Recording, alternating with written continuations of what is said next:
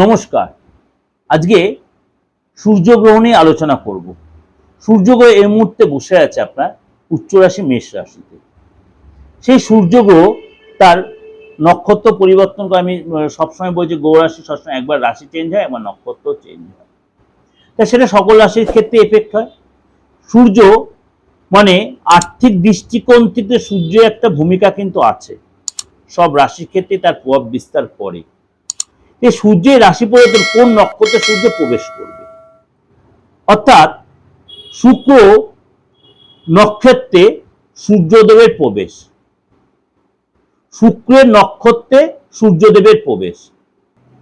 কবে সেই নক্ষত্র চেঞ্জ হচ্ছে? 27শে এপ্রিল।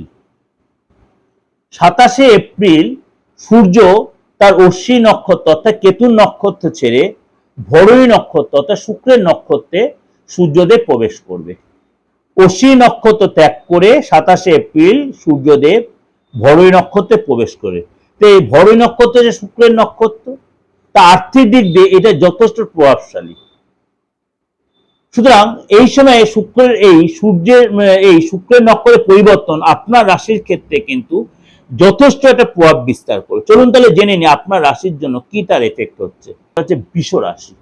বৃষ রাশির জন্য কিন্তু আপনার কিন্তু আয়ের উৎস খুলে যাবে, আপনার কিন্তু একাধিক ওয়ে খুলে যাবে, আপনার মান সম্মান বৃদ্ধি হবে, প্রভাব প্রতিপত্তি বাড়বে, লোকের কাছে প্রেজেন্টেশন বাড়বে, স্বামী স্ত্রী রিলেশন ভালো। আপনি যদি বিবাহিত, আপনি অবিবাহিত হলে আপনার নতুন যোগাযোগ, নতুন কোনো রিলেশন তৈরি হবে এবং লোকের কাছে আপনার ভালোবাসার স্বীকৃতি পাবে। কিন্তু আপনাদের অহংকার ত্যাগ করতে, আপনার গেট আপে চেঞ্জ আসবে, আপনার ঔদ্ধত্য অহংকার ত্যাগ করতে হবে এবং আপনার ইগো ত্যাগ করতে হবে। আপনার গেট আপে, আপনার চুলের স্টাইল বা গেট আপে দেখার স্টাইল মধ্যে আপনার ড্রেসের স্টাইল একটা চেঞ্জ আসবে।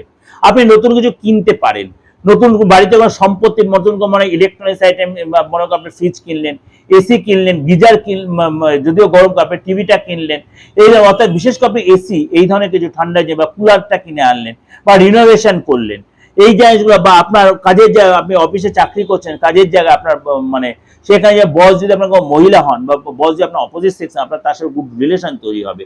অর্থাৎ এই সময় কিন্তু আপনার মুনাফা দেবে, আপনার প্রভাবশালী ব্যক্তির সাথে যোগাযোগ তৈরি, আপনার সেলিব্রিটির সাথে যোগাযোগ তৈরি হবে এবং এই সময় কিন্তু আপনার মানে লোকের সাথে একটা যোগাযোগের মাধ্যম ভালো তৈরি হবে।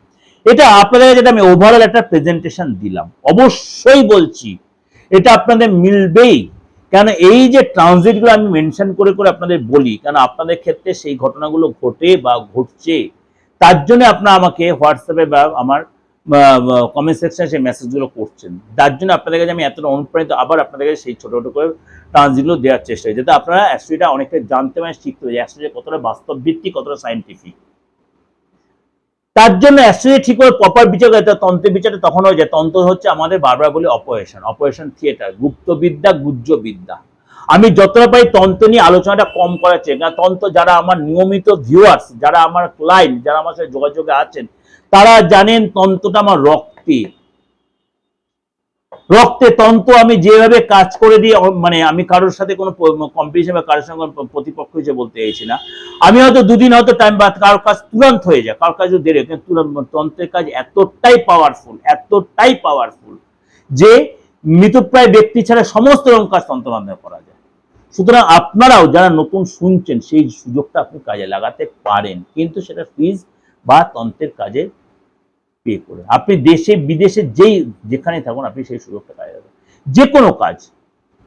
এবং আপনাদের বলে রাখি, এই যে 2026 সালের বিধানসভা নির্বাচন, সেইটা নিয়েও আপনাদের কাছে আমি অনেকটাই আলোচনা তুলে ধরেছি। আপনাদের অনেকের আলোচনা তুলে ধরে একটাই কারণ, অনেকের রিকোয়েস্ট, অনেকে আমাকে, আমি চেয়েছিলাম এই মানে দ্বিমত রিলেটেড প্রোগ্রামে আলোচনা, কিন্তু আপনাদের অনেকের রিকোয়েস্টে আপনাদের কাছে আমি তুলে দিই।